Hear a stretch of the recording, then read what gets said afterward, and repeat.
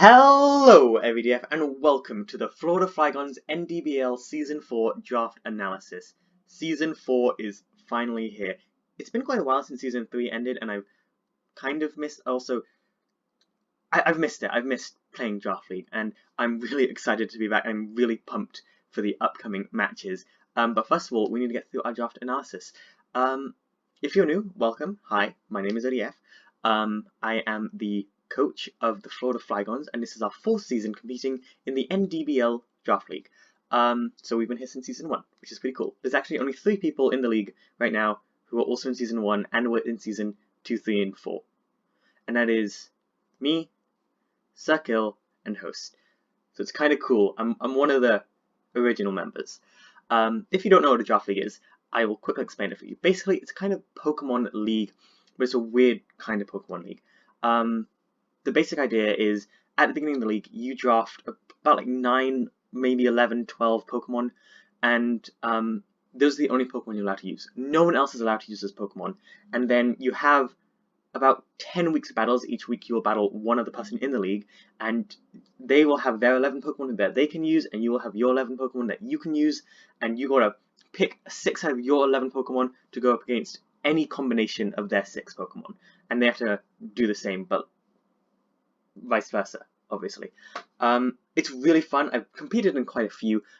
As you go through the season, over the weeks, you get a differential. So if you say at the end of the season you win 5 games and you lose 5 games, you have that was the worst possible differential I could have chosen to explain it.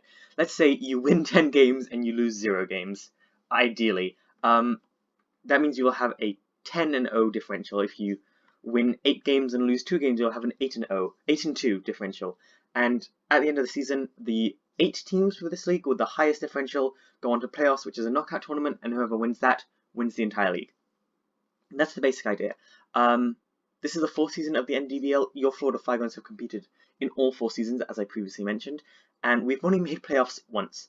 There's 16 teams in the league this time, quite a few new faces. I think at least it's either just under half or half of the league is new people, which is really cool. I'm excited to meet them, and I've already kind of met them, but play with them and battle them. Because there's 16 teams in the league and 8 people make it to playoffs, it's quite a harsh cutoff. You're going to need to get, I think, 5 wins since you playoffs. 6 wins, definitely. 5, you might not make it. Anyway, that's enough of that. Because you're not here to have Draft League explained to you. Well, you might be. But really, you're probably here for the draft analysis. We had to get 11 Pokemon. There were tiers, so best Pokemon in Tier 1, not great Pokemon in Tier 5, and everything in the middle. There's a Mega that you can get. I'll explain that as I get onto it. So, when the draft started, we did a snake draft, which is basically, you start at, all the names are laid out in a list of 1 to 16. You start at number 1, and then you go 1, 2, 3, 4, 5, 6, 7, all the way up to 16, and then 16 picks twice, and then you go 16, 15, 14, 13, all the way back, and it's down like that until you get 11 Pokemon. We really lucked out, and we got the 3rd pick overall.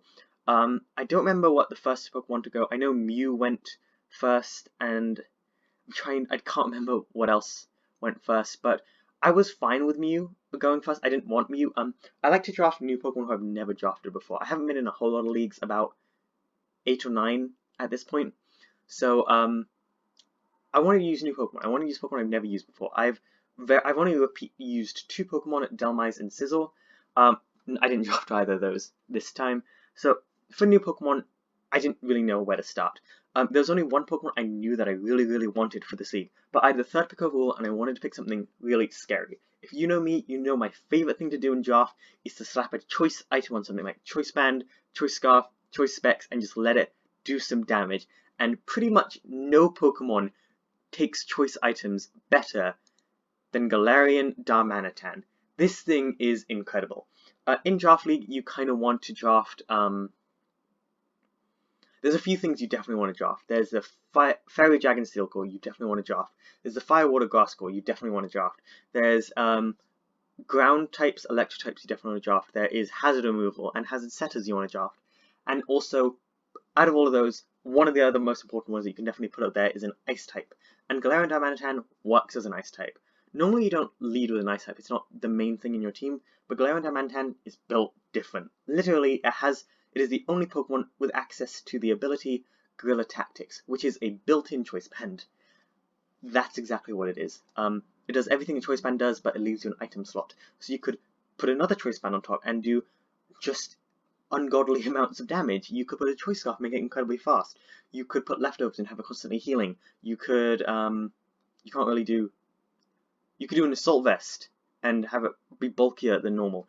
You got a whole host of things that you can do. It is kind of annoying. The only way to not have that, if you need to you can't really put recovery moves or setup moves on this thing. But I don't like recovery moves, so it works very well for me. Diamantine Galar is definitely going to be probably the kill leader of our team. It's very, very scary. It hits incredibly hard. It's got a good wide range of moves with Icicle Crash, Earthquake, Brick Break, U-Turn. I think it's Flare Blitz. I might get Volt something. The electric version of Flare Blitz. It's also got like Priority. I think it gets Ice Shard. So it's a really good Pokemon. I'm really, really happy that we got it. I'm excited to use it because it fits my playstyle really, really well. Yeah. Next up was the thing is, so basically because of the picks, it went all the way down to the bottom and all the way back to me. So like 26 Pokemon left by the time it was back to me. And I needed to make a choice about who I wanted to pick next. And a few things came to mind, but I think there was just one Pokemon that I really, really wanted to get. And if you've seen the other 3 seasons of the league, you know what it is. But I didn't want to get it yet because it felt a bit too soon. I probably did grab it sooner than I should have, but I needed to wait to get it because there were other good Pokemon available. Normally in Draft League, especially in the NDBL, I don't pick very good Megas. I think Season 1 I picked Mega Camera up to Tier 5, picked Mega Glalie, who's like Tier 4 or 5 Mega. The Megas have their own tiers that like Tier 1 costs points. Okay, so if you look at this 3 points here, just going to explain this quickly. There's 5 3 points, you have about 400 points, and then like Tier 1s cost 180, Tier 2s cost 120, Tier 3s cost 300, Tier 4s cost 60, and Tier 5s cost 40. And Megas, if you get a Tier 1 Mega, it costs 40 points, you get a Tier 2, it's neutral, you get a Tier 3, it's like plus 20 points, and Tier 4 it's plus 40 points. Yeah. So I decided to get a good Mega for once. I don't normally do this, and I wanted a Pokemon that is decently bulky, and I wanted a Pokemon that could deal with Galarian Diamantine's weaknesses, and one of Galarian Diamantine's biggest weaknesses is fighting. This is a very, very long-winded way of saying I got Megagardevoir. This thing is a threat. When I drafted it, I'm not the best at draft league, figuring out what's going to be good together until I've actually used it. When I drafted it, though, people in the chat area that were like commentating on the draft were like, "Oh, that's a scary call. We've got to watch out for that," which made me feel very cool. Apparently, Diamantine Galarian and Megagardevoir work really well together. Megagardevoir is decently bulky. It's a good knockoff taker because it's got that fairy typing and you can't knock the item off. Problem is it's only neutral towards knockoff. Decently specially bulky. It's kind of act as a cleric, but it can also do a lot of damage like Moonblast and stuff. Quite a scary, good breaker mon, which I learned recently means breaking down the enemy team. That's what that means. It's got a decent move coverage with like electric, fire, grass, fairy, ghost, psychic moves. So it can hit quite a lot of things. Really solid mon. I'm really happy that we got it. Anyway, yes. Next up is our third pick overall. I still don't want to quite. So the thing is, I had 2 picks very close together. It's like I picked Megagardevoir, there were 4 more Pokemon picked, and then it was my turn again. I decided to dip into my 3 points straight away, which I'd already dipped into with the Mega, but to get a solid Pokemon that I thought fit the team quite well. I wanted to start my Fire Water Grass Core and continue my Fairy Dragon Steel Core, and one Pokemon that did that very well was Heatran in Tier 1. If you saw Season 2 of the NDBL, we lost our final week of the Season 2 of Heatran. We still made playoffs, so spoilers. It's a very, very solid Pokemon. It's not the fastest in the world, but Galarian Diamantine can Choice Scarf and be very fast. It's pretty it's got decent bulk. It does have that 4 times weakness to ground, but Galarian Diamantine destroys ground types. And we can run Airborne if we really want to. It's a fire and steel type, so it gets access to like Magma Storm, Iron Head, some Flash Cannon because it's a special attacker. I'm not going to run Iron Head. It's decently scary. I just drafted it because it was there, and I thought, hey, why not? Because I did get a Tier 1 Mega and a Tier 1 as one of my 3 points, This does mean I'm going to have to get quite a few tier 5s, and you'll see that in a little bit. So it's a bit of a top-heavy draft for me. However, I think Heatran is going to fit the team quite well. It hits quite hard, it's quite scary, it adds a little bit of bulk, and I'm totally happy with this Pokemon. Also, it deals with the Steel-type weakness that I've kind of built up with Megagardevoir and Diamantine quite well, because it's a Fire-type. However, like, I don't think the Steel Ground-type even exists. Aquan, Steel, Rock, so we're good. Also, Aquan isn't too big a threat. Anyway, so another 26 picks happened, and I thought, okay, this is it. Can't wait any longer. I could lose this Pokemon. I need to get the Pokemon I really want in this draft. In Season 1 of the NDBL, sorry if I'm talking too fast. It's been a while since I've recorded. In Season 1 of the NDBL, I picked up Arctozolt. It was my final pick of the season, and I loved it. It got me my second ever Draft League battle win in one of my favorite battles against Phoenix. It did really well the rest of the season, and it definitely earned at least one of the MVPs, if not the MVP of the season for me. Season 2, I picked up Arctovish.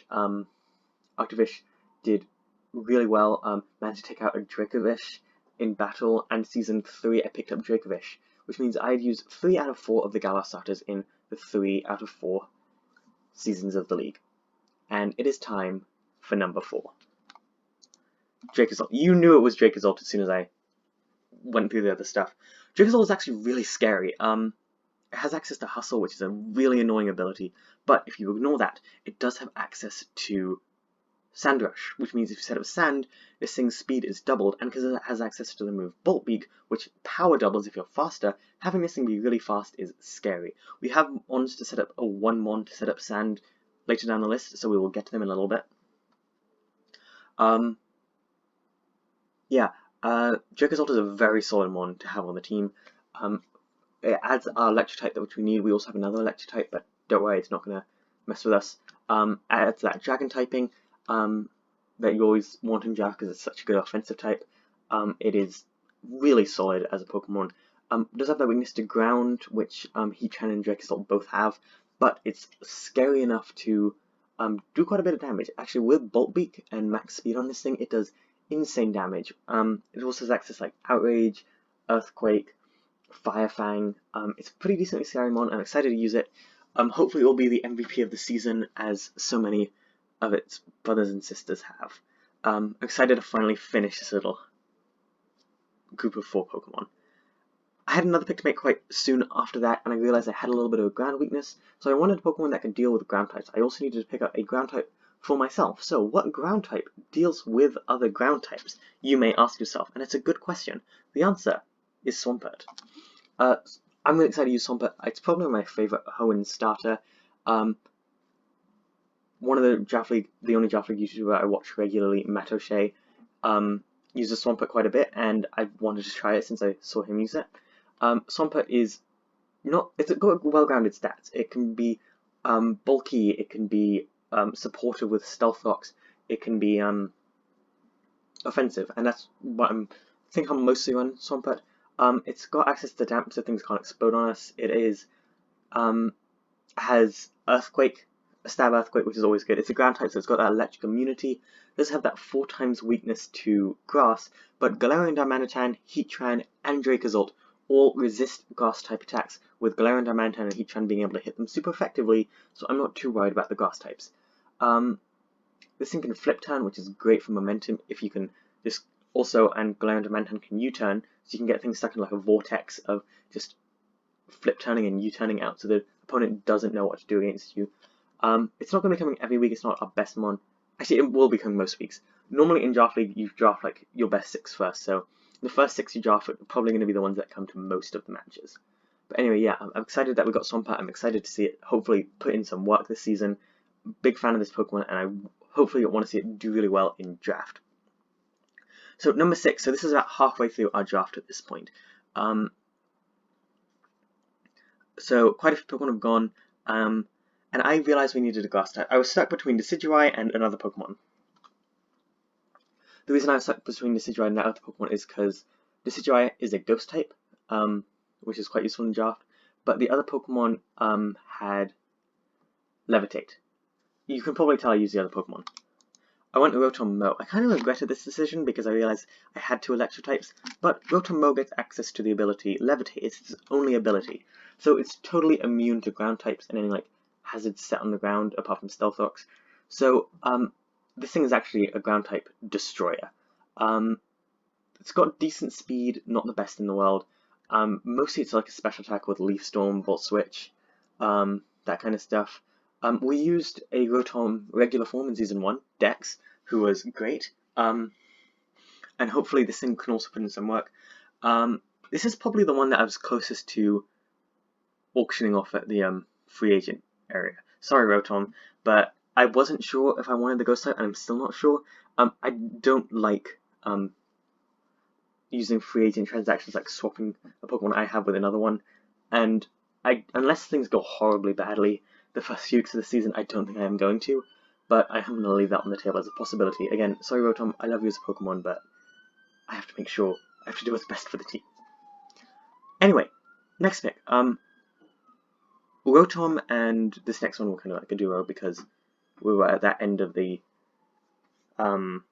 loop, and I needed a normal type. Normal type is quite important in draft. Like a bulky normal type is always good because they're only weak to fighting. You've got that ghost immunity, and not very many things apart from fighting can hit it super effectively. So I picked Polygon 2. Polygon 2 was actually tier 3, as you can see there. Getting this means I had to get to tier 5 as my last 2 free Pokemon, but I thought that was fine because tier 5s can have their moments of being good, and I still have one more tier 4 that I get just naturally. Polygon is really bulky if it has a Violite. Even if it loses a Violite, it's decently bulky, but it kind of relies on that.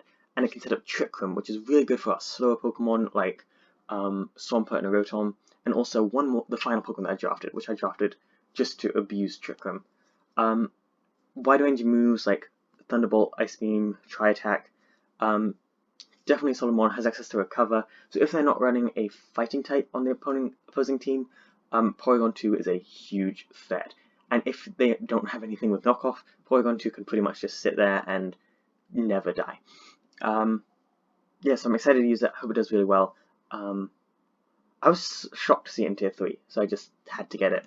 And I think it's going to work quite well on the team. Hopefully we can prove it should be in tier 2, where I assumed it already was. I mentioned earlier that we needed a sand setter for the team for Jakezolt, and I got one.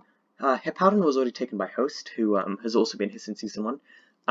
We are battling both the people who've been here since Season 1, Circle and Host. I think Circle is week 4 and Host is week 8, I think. I might have gotten that wrong. Anyway, I picked up Hippopotamus. Normally I don't like non-fully evolved Pokemon or NFEs, but Hippopotamus I thought was really great. Just because it has access to Sandstorm as an ability, it's a tier 5, so it can, and it's quite decent. You kind of have to run a Violet on it so it can take a lot of hits, but it's one of the few tier 5 Pokemon that actually can stay around for a really long time. It's really bulky. It adds another ground type, admittedly with Swampert, but this thing is mostly here to like set up Stealth Rocks or set up Sand for Jakezolt. I'm really happy with it. I think it's an adorable Pokemon. I kind of love it, and I hope it'll do well. This is definitely all the other ones, like the first, I think that was 9 you've seen. No, first 8 you've seen. Are definitely could come any week. These next 4 like aren't going to come as many weeks. So Hippopotamus, if we're up against a team that has like a really strong ground or rock type who will benefit from sand, I'm not going to bring Hippopotamus. But if they're like weak to sand or something, and Hippopotamus can show up, it can be a huge threat. Anyway, I had quite a slow team. I don't think many of my Pokemon were higher than base 100 speed, so I needed like a really, really fast one. And I had 1 tier 4 left, and it was in alphabetical order, so I kind of just picked up the first one that was there. It was a really, really fast tier 4. It was a bug type, which I don't normally draft, and it was Excelgal. Excelgal is incredibly fast, like a base 130, 140 speed. So outspeeds most things. It's like, I'm pretty sure it's in the top 10 fastest Pokemon ever. I might be a bit wrong about that. But put Choice Scarf on this thing, and so few things. Most of the things that can outspeed it either weren't drafted or are banned.